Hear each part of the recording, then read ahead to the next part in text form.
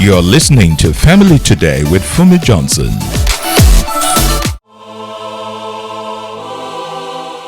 It's another beautiful Friday morning and welcome to Family Today with Funmi Johnson. A lot of things have been trending online. Asset and liability, money, breadwinner, my money, your money, your money, your money. So many things, money. But we'll continue this conversation today. We're talking about marriage, we're talking about family, we're talking about relationship, and much more. We will still talk about money. With me in the studio is my own right-hand man, Tayo Fadipe. Somebody say hello to the T. Hey, good day, everybody. Good morning. Nice to be here. Nice to be here, ma'am. Nice to be here. Okay, so you said you're going to throw some questions at me. Yes, so there are serious questions. These are all your questions. So Tara will ask the question and I will be answering. Let's see how much we can cover within this time. Let's start with people that are not married. Okay, start. So statistics showing that single women and all that. It says even most of the women are people that are working, have good jobs and all that. So what is the place of money in marriage? Wow. The guys are asking. That's why they are not married, because of money. So the working class ladies are not getting married. Yes. Meanwhile, the ladies that do not have so much to their name are eager to get married. So what is the place of money? The guys are asking. What's in marriage? Place of money? You know, I'm a child of God. The Bible says money answereth all things. Okay. Owo apekanuko, ngo, kudi, ego. Money is important. I will not say that money is not important. Money is very important, not just in marriage, in life. Because with money you can make better choices. With money you have more affordability. People say, well, money cannot give you sleep, but it can buy you a very good bed. Yeah. With AC and all that in this hot weather.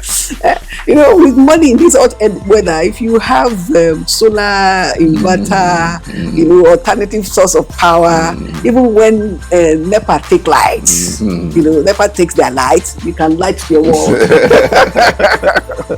Money is important. Why are working class girls not getting married? I think it's because we have peddled a wrong narrative for a long time. Okay. That the primary assignment of the man is provision. And a lot of men have taken their significance from that narrative.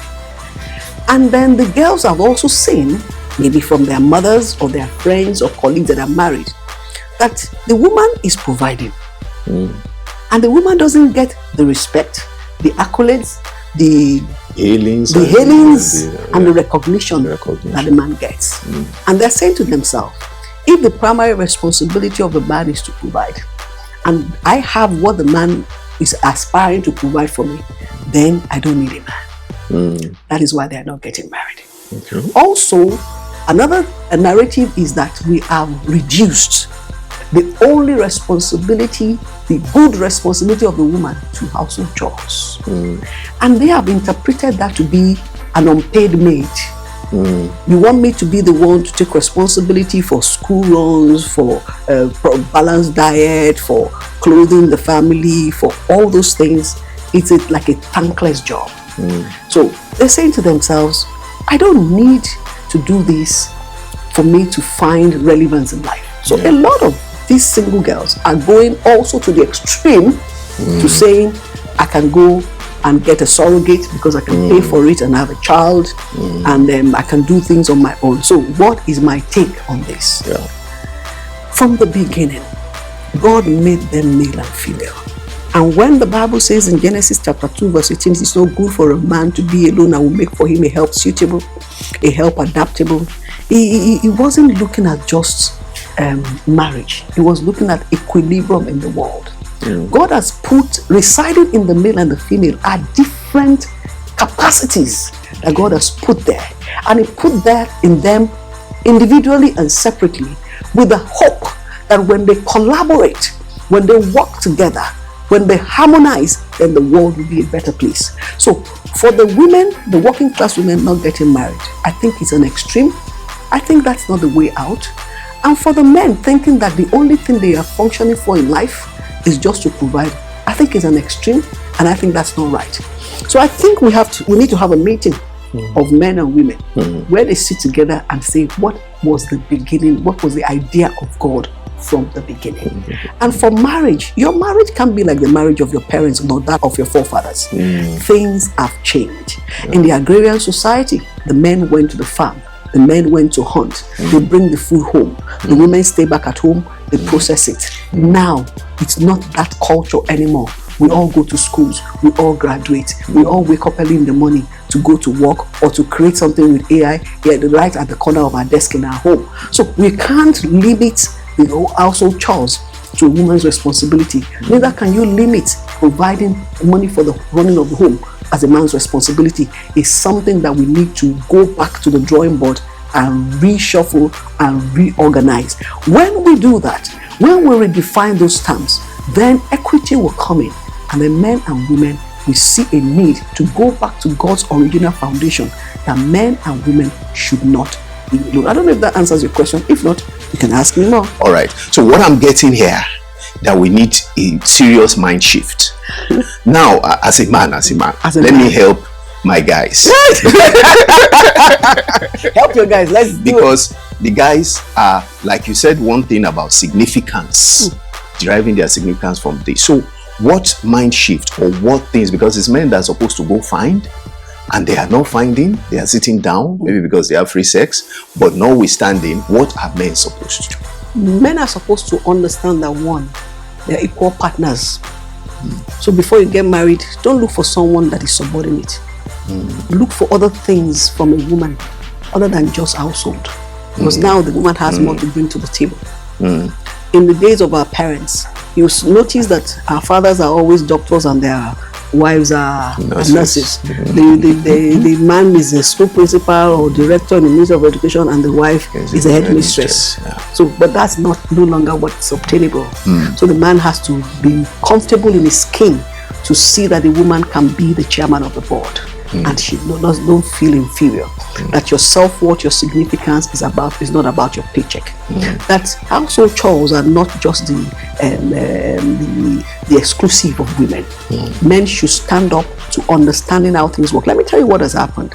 In the last decades or centuries, women have been wired to take on those responsibilities. So we know how to do it. Men now have to step up to do it. And don't think that because you're doing it, that has made you a house husband. And if you're a house husband, so be it. It doesn't mean, if you're raising your children, you understand their school curriculum, you understand the dynamics of their homework, you're able to knack them, knowing what they're supposed to be from cradle, that doesn't make you a weak man. It makes you an involved, present father. So when you change those narratives and you are not ashamed to wear your apron even when your friends are around, making meals for your family, once we start changing that narrative, things will change.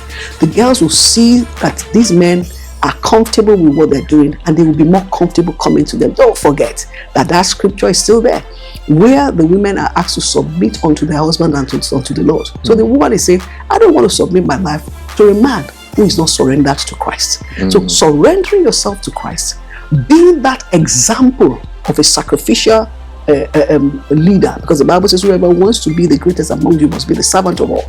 Serving them would be that motivation that these working class, high-flying girls will come into. If not, we're going to still have a lot of marriages crumbling. And to the girls, I want to say to you, I don't know how to say this in English. You don't have to cut the head off because you have a headache. Don't say that, I'm not going to do it. And then, I don't agree that a single person should go and raise a child alone. God made them male and female from the beginning. So if you decide not to marry, then stay single like you are. But don't say because you have money, you can afford it, go and buy a child. You are selfish. Because the child needs the father and father and the mother. I'm speaking a lot of you, but a bird cannot fly with one wing. Even an aeroplane cannot fly. So we can't do that. So women, please come, let us reason together.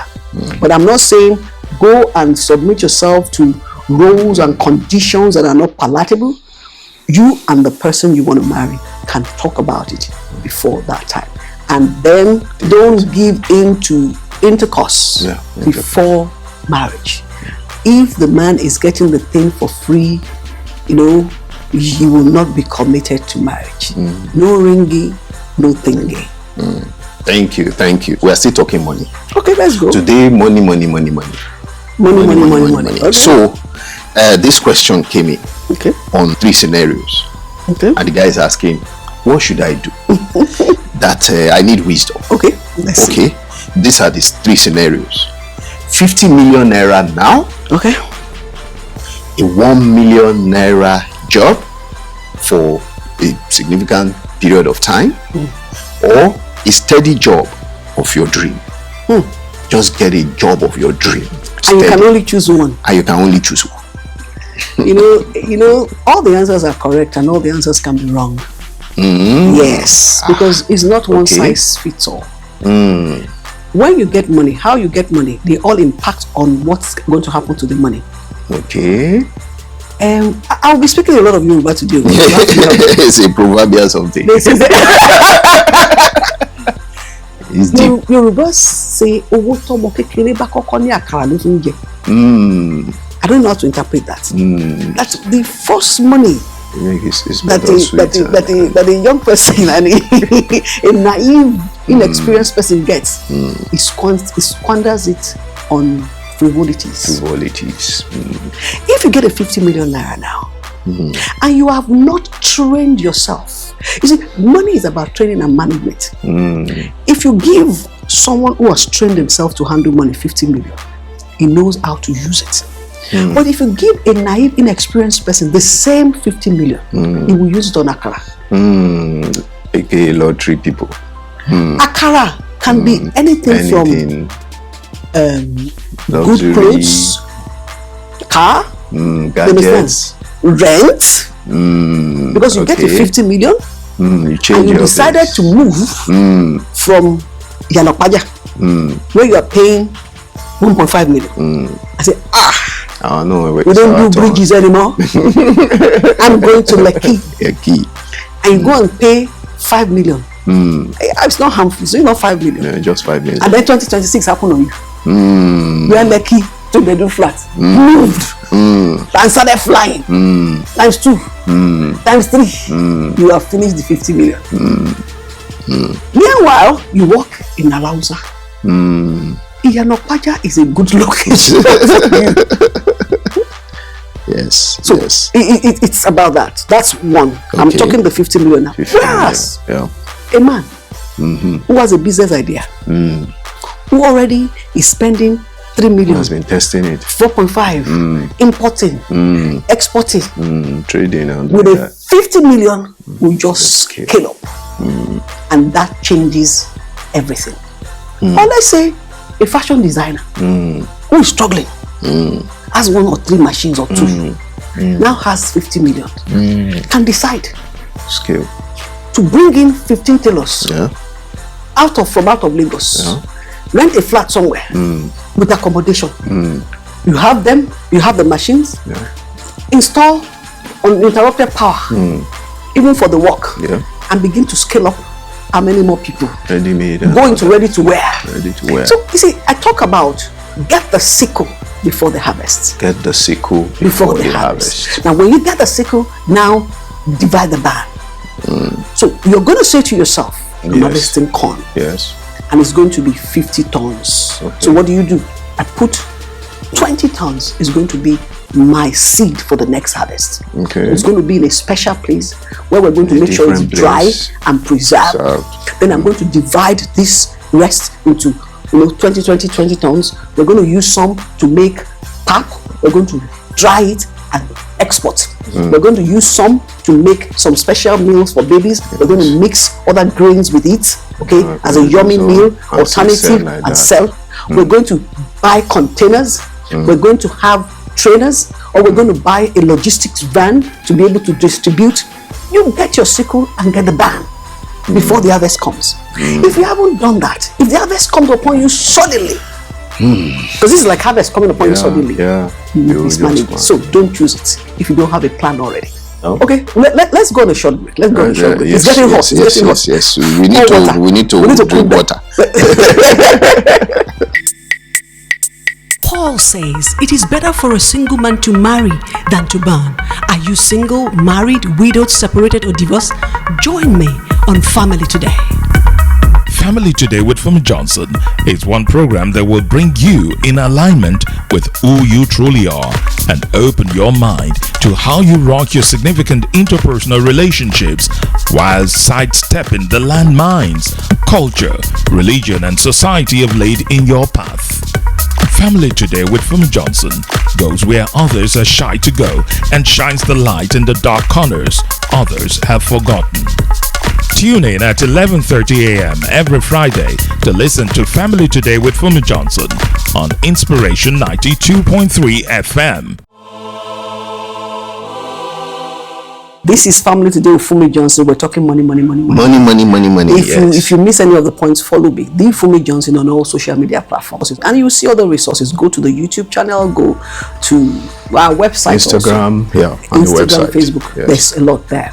So what I'm saying is this: don't just think that every good money will be good for you. Okay. It's like, you like a lot of good food. If you eat too much of it, you have diarrhea. So a lot of people have had money that have given them constipation and diarrhea. And then some would even give you a false sense of who you're not. I think you're a big boy now. Big boy that you cannot maintain. I beg. So that's for the 50 million. Yeah. For the 1 million job. 1 million jobs. I feel that everyone has a capacity to earn more than what they're earning. Okay.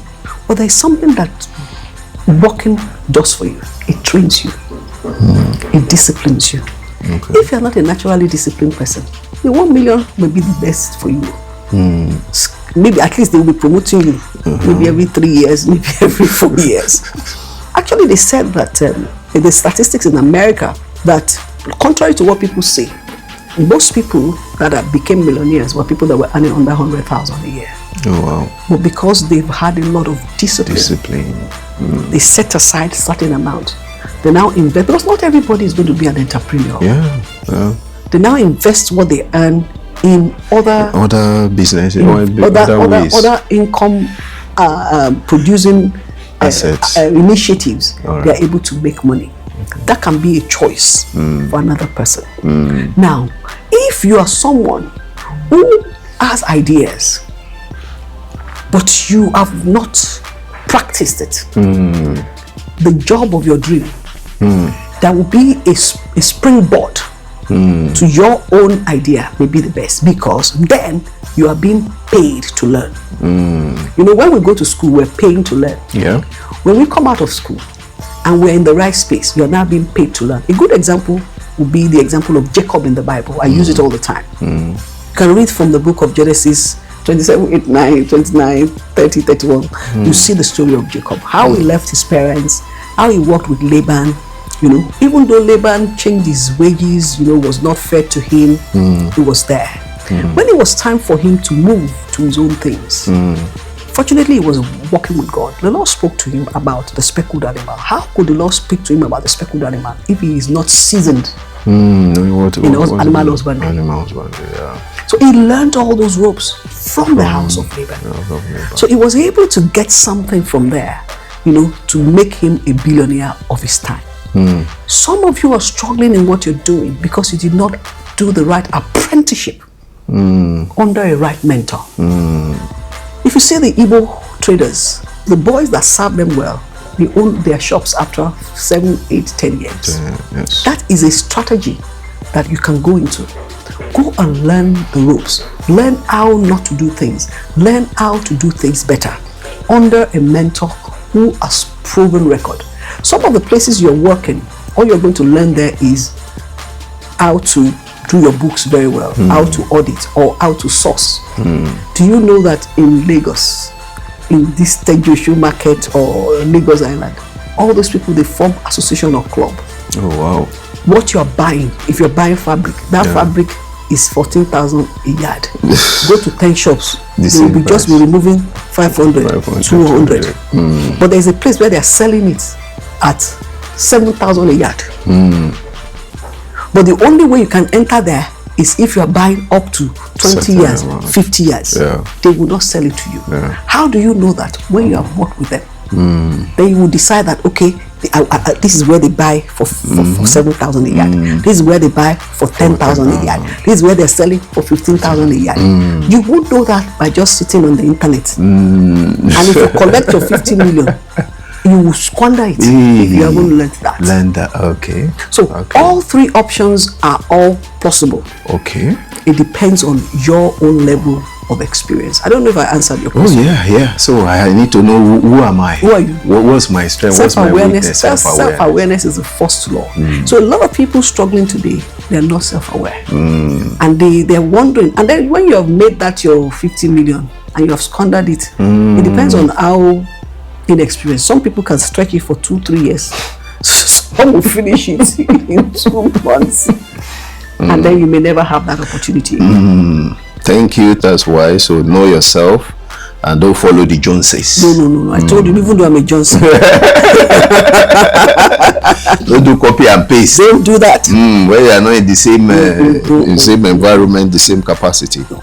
Okay, we are still talking money. Yes. We have entered marriage now. Hey, okay, let's go. We were at the door before. We were at the door. We were shifting. We were moving. Okay. Now we land in marriage. Okay, let's see. So here is a husband that's sharing this question. He said before he got married, the father was his financial advisor, and he gave so many advices and all that. So it was his default to just take whatever the advice is from. Now he's married. Okay. And there is now clashing. Clashing with the wife. With the wife's, position, with the wife's perspective. The father's counsel is now clashing with the wife's perspective. He's my father. Okay now. My father. My father. The father that trained me. And the father that has been very intelligent. Very intelligent. And has given several advices. A good father. And Good father. Good father. But now he's my wife. Okay. So what should I do? First of all, let's call him Mr. Jones. Mr. Jones. Mr. Jones. Yes. Mr. Jones. Mr. Jones.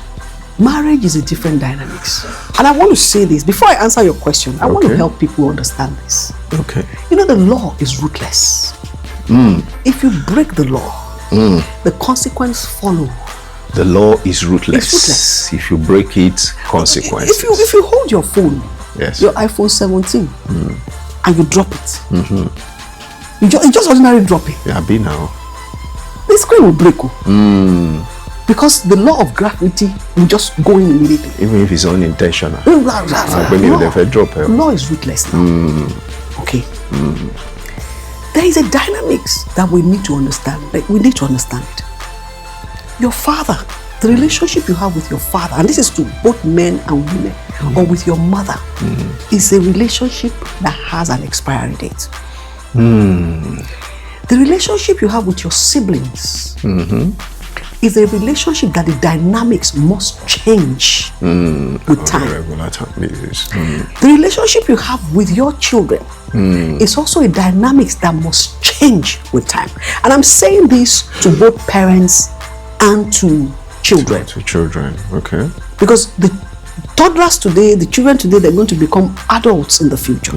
So relationship with your parents, the dynamics must change. Relationship with your siblings, the dynamics must change. Relationship with your children or parents, the dynamics will change.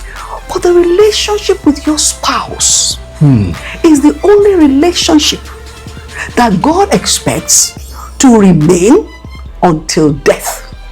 Wow. So I call it this way. The relationship with your spouse is a covenant relationship that you need to guard, protect with your life. Covenant relationship. The relationship with your father, mother, siblings, children, the dynamics must change. It's not a suggestion, must change. At the beginning of your life, father-daughter, father-son relationship is a priority. But immediately you become an adult, even before you get married, that dynamics must change. It's just like if some of you move from that father-daughter and then you become friends.